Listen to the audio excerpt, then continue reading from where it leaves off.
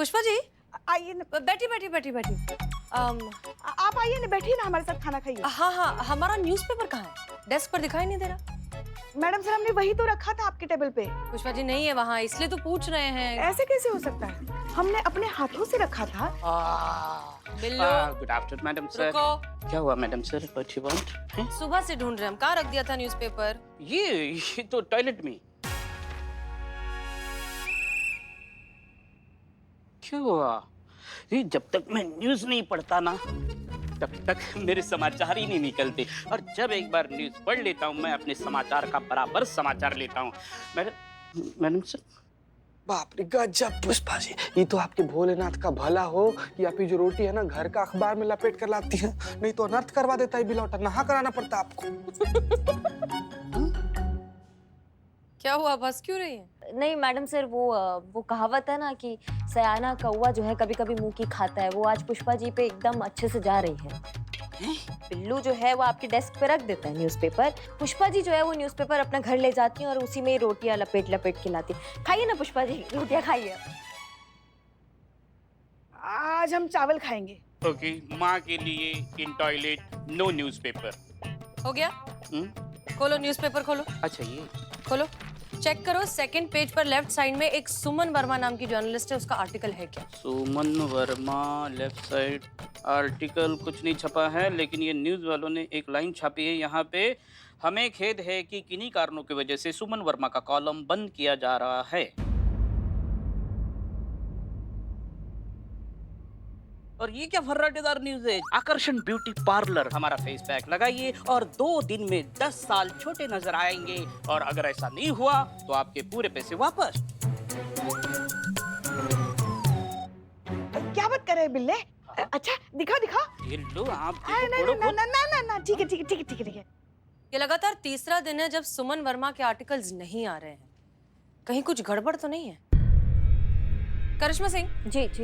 एक काम कीजिए, सुमन वर्मा के ऑफिस जाइए, पता लगाइए कि कहीं कुछ गड़बड़ मामला तो नहीं है, क्योंकि जहां तक हम जानते हैं सुमन वर्मा प्राइवेट स्कूल में जो करप्शन हो रहा है उससे रिलेटेड स्कैम के बारे में पता लगा रही थी, शायद एक्सपोज करने वाली थी, तो हो सकता है ये उस मामले में कुछ। जी मैडम सर, हम जाके देखते हैं। पुष्पा जी, जी मैडम सर। आप एक काम कीजिए, आप एक बार उनके घर भी जाकर चेक कीजिए, जस्ट देखने के लिए कि वो कहीं परेशान तो नहीं है, वो ठीक तो है। जी। संतोष शर्मा, हाँ आप उनका सोशल मीडिया अकाउंट चेक कीजिए, क्योंकि वो बहुत टाइम से अपने सारे अकाउंट्स पर इनएक्टिव है। इनफैक्ट उनका लास्ट पोस्ट कुछ बहुत अजीब सा था कि औरत की इज्जत क्या है, क्या होती है ये इज्जत, कैसे आती है और कहाँ चली जाती है, ऐसा ही कुछ। तो पता लगाइए अगर ऑनलाइन कुछ इन्फॉर्मेशन मिलती है तो, क्योंकि जहाँ तक हमें लगता है ये सुमन वर्मा इतनी आसानी से चुप रहने वालों में से तो नहीं। पता लगाइए, क्या पता चलता है। जी madam sir.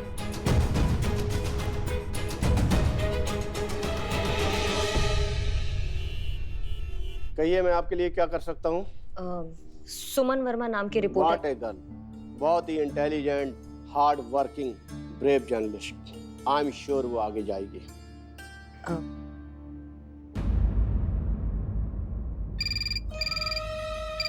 Yes sir. Sandra, अभी तक मेरे पास अपॉइंटमेंट की लिस्ट क्यों नहीं आई? Sorry sir. You are fired. मैं तुम्हें जॉब से निकालता हूँ। Okay sir. कहिए, क्या कह रही थी आप? आप कह रहे थे, आप बता रहे थे सुमन वर्मा के बारे में। सुमन वर्मा, मैं उससे नफरत करता हूँ। काहे सर? अरे मैं यहाँ का बॉस हूँ, जिसको नौकरी से निकालना चाहूंगा निकालूंगा, और जिसे रखना चाहूंगा रखूंगा। और उस सुमन की हिम्मत देखो, उसने बिगर बताए, बिगर इंफॉर्मेशन दिए हुए जॉब छोड़कर चली गई। अरे उसे बताना तो चाहिए था मुझसे, मैं उसे नौकरी से निकालता। अच्छा, मतलब आपके कहने का मतलब है कि सुमन वर्मा अब यहाँ जॉब नहीं करती है? तो मैं क्या फारसी बोल रहा हूँ? नहीं, अचानक से जॉब काहे छोड़ दी सुमन वर्मा ने ना? कुछ तो वजह होगी। सुमन के साथ पत्रकारपुरम मार्केट में हादसा हुआ था, जिसकी वजह से वो डिस्टर्ब हो चुकी थी, और शायद मुझे लगता है इसी वजह से वो जॉब छोड़कर चली गई।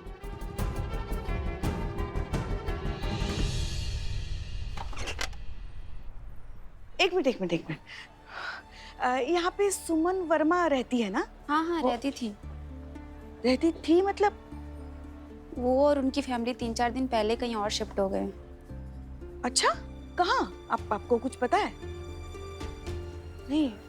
अच्छा अच्छा ठीक है, शुक्रिया।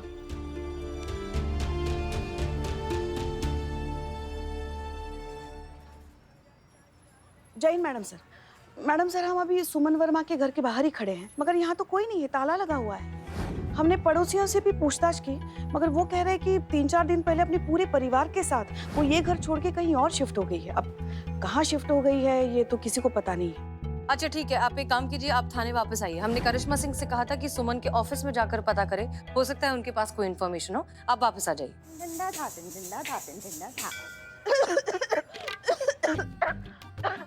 पुष्पा जी, आप ठीक तो है ना? नहीं मैडम सर, लगता है हमें बुखार आ गया है।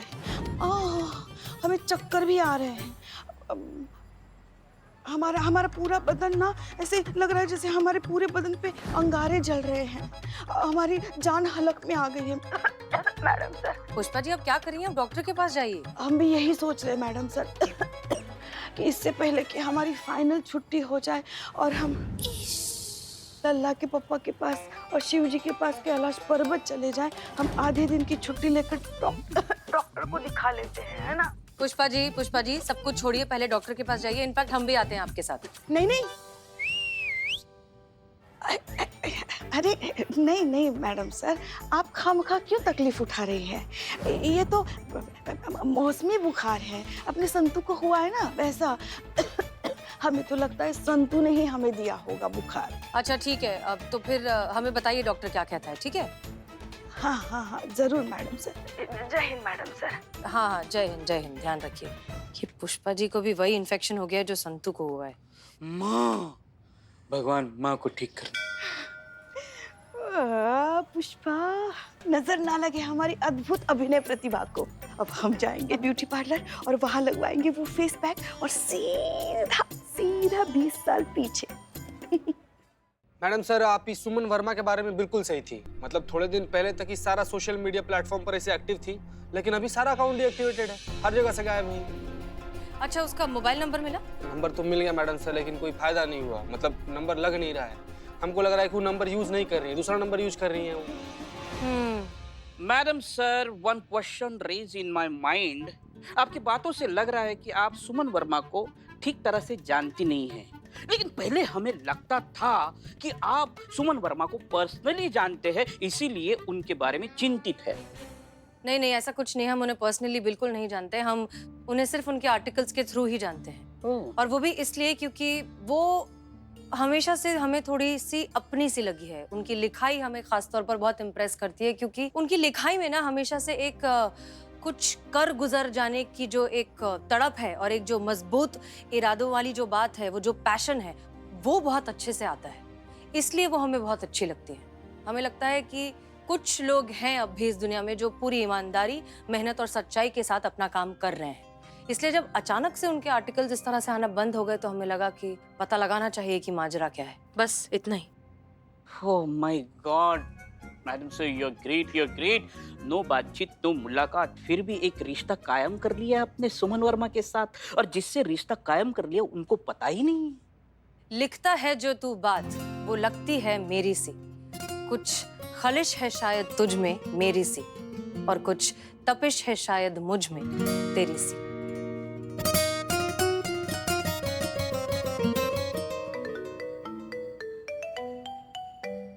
एक मिनट। हाँ करिश्मा सिंह। जय Hind madam sir. Madam sir, हम अभी सुमन के ऑफिस से बाहर आए हैं। यहाँ कर पता चला है कि सुमन ने जो है वो जॉब छोड़ दिया मैडम सर। हाँ, यहाँ पूछताछ किया तो पता चला कि पत्रकारपुरम मार्केट में ना उनके साथ कुछ तो ऐसा हादसा हुआ है जिससे उनकी लाइफ में खलबली मच गया है। क्या? थोड़ा और पूछताछ किया तो उनके जो कलीग है उनसे बस इतना पता चल पाया कि आखिरी के दिनों में ना नौकरी के वो सिर्फ एक ही बात बोलती थी कि कुछ बुरा हुआ है उनके साथ, कुछ बुरा हुआ है, ऐसा ही बोलती थी। अच्छा ठीक है, आप एक काम कीजिए, आप पत्रकारपुरम जाइए और वहां जाकर ठीक से पता लगाइए कि आखिर सुमन के साथ हुआ क्या है। जी, क्योंकि हमने पुष्पा जी को सुमन के घर भी भेजा था, वहां से पता चला कि वो घर छोड़ चुकी हैं। उनका घर खाली है, कोई नहीं जानता फिलहाल कि वो कहाँ है और उनके साथ क्या हुआ है। अच्छा मैडम सर, आसार जो है ना वो बहुत गड़बड़ नजर आ रहे हैं। एकदम से जॉब छोड़ देना, घर छोड़ देना, जो भी जितना भी सोशल प्लेटफॉर्म होता है उससे आउट हो जाना, ये सामान्य लक्षण नजर नहीं आ रहे हैं मैडम सर। कुछ तो गड़बड़ हुआ है मैडम सर। ये हम जाते हैं पत्रकारपुरम मार्केट में और पता लगाने का हुआ है। ठीक है। आप कहे तो हम पुष्पा जी को साथ ले जाते, क्या है एक बड़ा साथ में होगा तो। नहीं, आप पुष्पा जी को मत ले जाइए, हमने उन्हें घर भेजा है, उनकी तबीयत ठीक नहीं है। पुष्पा जी का तबीयत ठीक नहीं है मैडम सर? क्या हुआ पुष्पा जी को? ठीक क्या हो गया एकदम से? हाँ, वो फोन पर बहुत खांस रही थी, कह रही थी उन्हें बुखार भी आया हुआ है, तो हमने कहा कि आप पहले डॉक्टर के पास जाइए, फिर वहाँ से घर चले जाइए। मैडम सर यकीन सच में उनका तबीयत ठीक नहीं है ना? मतलब हाँ, श्योर है, मतलब आवाज से तो उनकी तबीयत नासाज लग रही थी। क्यों? नहीं मैडम सर कुछ नहीं है। ठीक है हम जाते हैं। ठीक है, जय हिंद।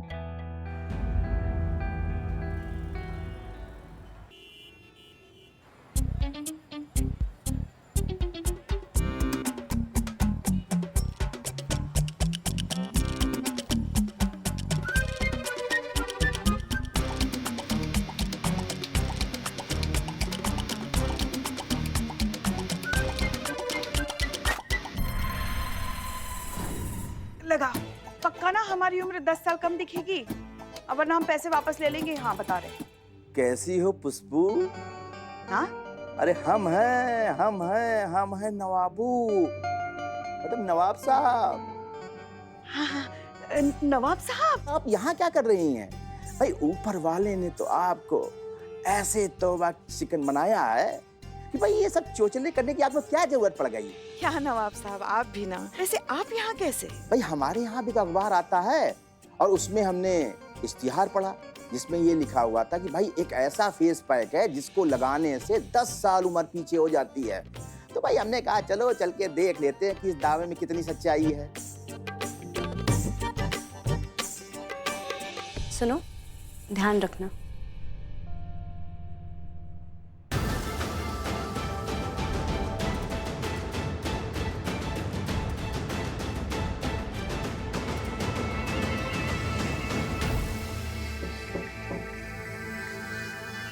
Hello ma'am. हेलो, ये फोटो देखो, इस लड़की को तुमने कहीं देखा है?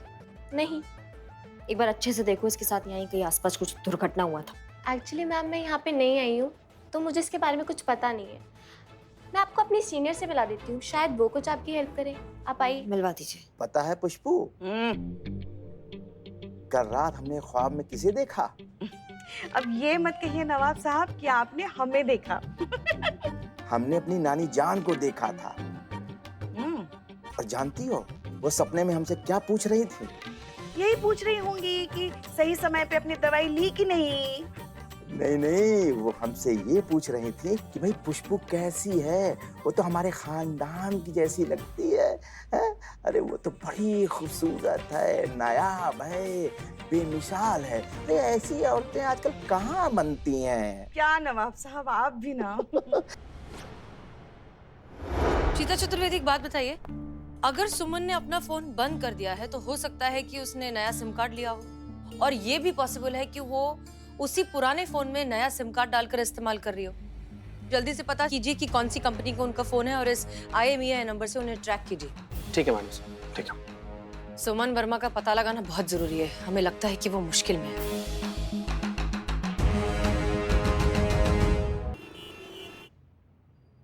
पता है पुष्पू,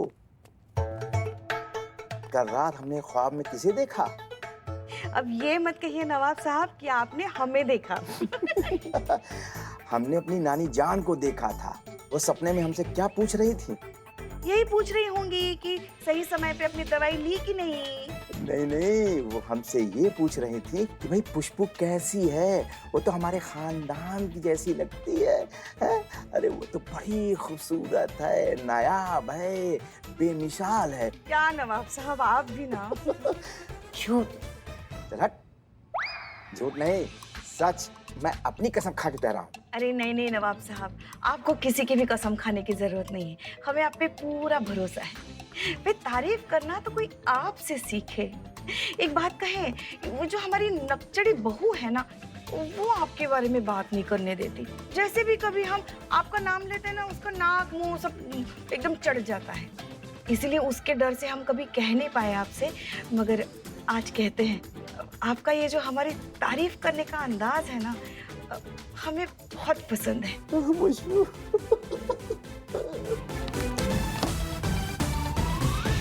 अरे हो गया क्या हमारा? वाकई सही कहा मैडम सर ने, आपका तबीयत बहुत खराब है। हाँ, पुष्पा जी? पुष्पा जी, ये आवाज कुछ जानी पहचानी लगती है ना? हाँ, क्योंकि हम जाने पहचाने हैं नवाब साहब, हम बहुत जाने पहचाने हैं आपके। ये खीर हटाइए। खाकसार को करिश्मा सिंह कहते हैं। और आप पुष्पा जी, ये आपका अस्पताल है? हाँ, ये यहाँ ये सलोन में आप क्या कराने आई हैं, बताइए हमको। अरे अरे मेरी लाडली बहू, मेरी प्यारी बहू, मैडम सर को मत बताना सब इसके बारे में। मैया कसम हम कह रहे हैं, अब हम तो अभी आए। नवाब साहब तो पहले से यहाँ बैठे थे, हम तो अभी आए हैं ना नवाब। हाँ हाँ, ये यहाँ हमारी जिंदगी में बहुत लेट आई। हाँ? अरे मेरी लाडली प्यारी बहू, घर जाके निपटाते ना ये सब, हाँ, है ना? घर जाके यहाँ क्यों, हम अपने हाथों से राजमा चावल बना के खिलाएंगे आज तुमको, आपको। हाँ पुष्पा जी, आपको चलिए चलिए चलिए। हाँ, अब ऐसा चलेंगी आप, ऐसा मुंह लेके चलेंगी? हाँ हाँ करते हैं। मैडम सर, एक गुड न्यूज़ है। हमने मोबाइल कंपनी वालों से बात की है और सुमन वर्मा का एग्जैक्ट एड्रेस मिल गया है। कहाँ? शास्त्री नगर, अशोक चौराहा, मार्ग नंबर 53। फैंटास्टिक। चलिए फाइनली पता कर ही लेते हैं कि ये माजरा क्या है। नहीं मैडम सर। जी मैडम बताइए, मैं आपकी क्या मदद कर सकती हूँ? सुलेखा ने बताया कि आप किसी लड़की के बारे में पूछ रही थी। जी, इस लड़की को आपने कहीं देखा है? कुछ दिन पहले इनके साथ यहाँ पे कुछ हुआ था, शायद आप पहचानती हो। अच्छे से देखिए। अरे ये तो वही लड़की है। कौन लड़की? अरे जिसके साथ वो घटना घटी थी। क्या क्या घटना घटा था? हम हैं हसीना मलिक, महिला पुलिस थाने की SHO। जी। हम एक्चुअली आपके काम के बहुत बड़े मुरीद हैं। हम आपके आर्टिकल्स रेगुलरली फॉलो करते हैं। आपके लिखने का अंदाज, आपका बोल्ड तरीका, आपके लफ्ज हमें बहुत पसंद है। हम बहुत इम्प्रेस्ड हैं आपके काम से और इसीलिए हम यहाँ आए हैं। पिछले कई दिनों से आपके आर्टिकल्स आना बंद हो गए हैं। आपने घर शिफ्ट कर लिया है। सोशल मीडिया पर आप इनएक्टिव हैं। किसी मुश्किल में हैं क्या आप?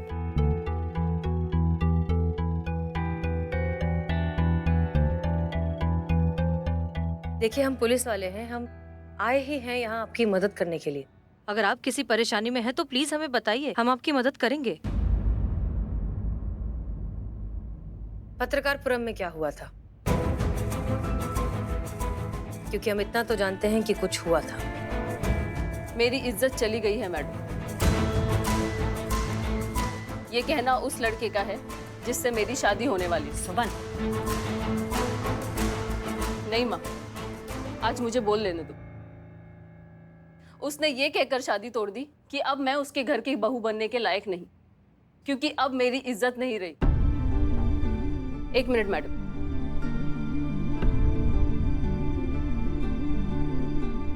ये मेरा वेडिंग इनविटेशन कार्ड है। अगले हफ्ते मेरी शादी होने वाली थी। वक्त, जगह, पंडित, रिश्तेदार सब कुछ फाइनल हो चुके थे, लेकिन एंड वक्त पर मनीष ने इस शादी से मना कर दिया, क्योंकि उसके हिसाब से अब मेरी कोई इज्जत नहीं रही। औरों की छोड़िए, पूरे जमाने का यही कहना है कि अब मेरी कोई इज्जत नहीं रही। और वो भी छोड़िए, मेरे अपने माँ बाप जिन्होंने मुझे जन्म दिया है, उनको भी यही लगता है कि उस हादसे के बाद अब मैं किसी को मुंह दिखाने के लायक नहीं रही। सुमन, ये क्या बदतमीजी? एक मिनट, बोलने दीजिए उसे। मैं अपने और अपने परिवार की इज्जत नहीं रख पाई। हमें ऐसा भी कहा हो गया प्रीतमपुरा मार्केट में कि सब कहने लगे कि सुमन का इज्जत नहीं है, सुमन का इज्जत चला गया। ऐसा कहा हो गया भैया? मैडम क्या बताएं आपको, बताते वक्त हमारी जबान जल रही है। उस बेचारी बच्ची के साथ बहुत बुरा हुआ। एक आदमी आया और बेचारी सुमन के गाल पर किस करके चला गया।